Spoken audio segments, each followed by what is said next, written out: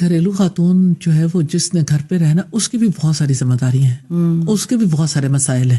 ایسا نہیں ہے کہ وہ بھی فارغ ہوتی ہے، اس کے جھنجھٹ اور زیادہ بڑھ جاتے ہیں، کیونکہ نیچرلی تھوڑا سا جابین جو ہے نا وہ اپنے آپ کو لمٹ میں کر لیتا ہے، ڈسپلنڈ کر لیتا ہے. لیکن پھر جو گھر میں رہنے والی عورت اس کے بارے میں سمجھا جاتا ہے، اس کا تو کام ہی کوئی نہیں ہے، تو وہ تو ظاہر ہے گھر ہی میں تھی. وہ اپنے آپ کو کہتی بھی ہاؤس وائف ہے. جی، ہاؤس اریسٹ ہے نا، ہاؤس اریسٹ ہے.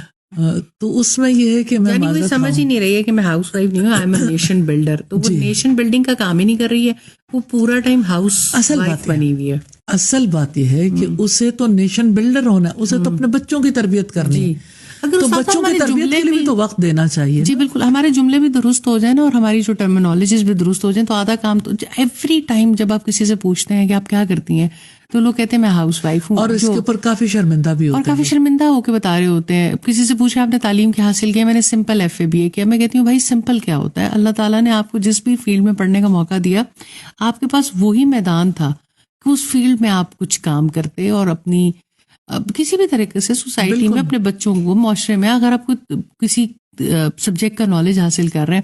تو یہ دو ٹرمینالوجیز مجھے کبھی سمجھ نہیں آ سکی کہ ایک ہاؤس وائف ہونا اور ایک سمپل FA BA کرنا.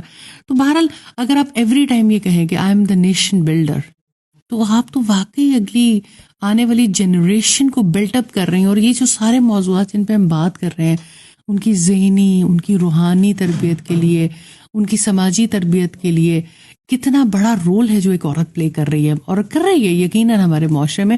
لیکن بس ایک ٹیگ ایسا غلط اس کے اوپر لگا دیا گیا ہے.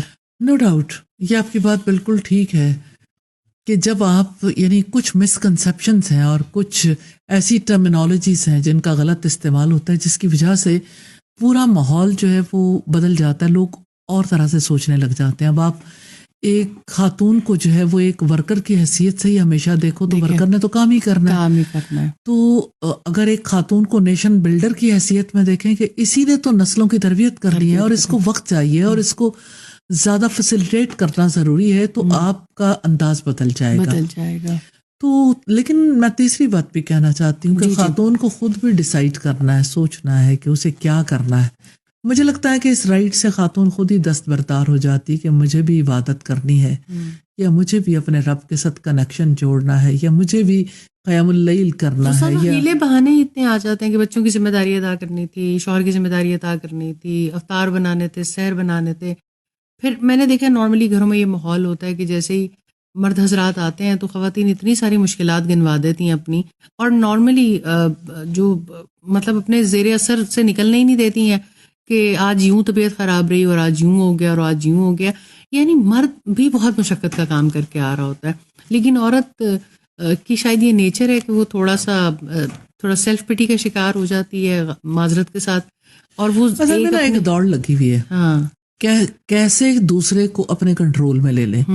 مرد عورت کو کنٹرول کرے، عورت مرد کو کنٹرول کرے. بھائی آپ کی زندگی کا یہی مقصد ہے، آپ اپنے آپ کو رب کے کنٹرول میں دے دیں اور جو وہ چاہتا ہے وہ کر لیں.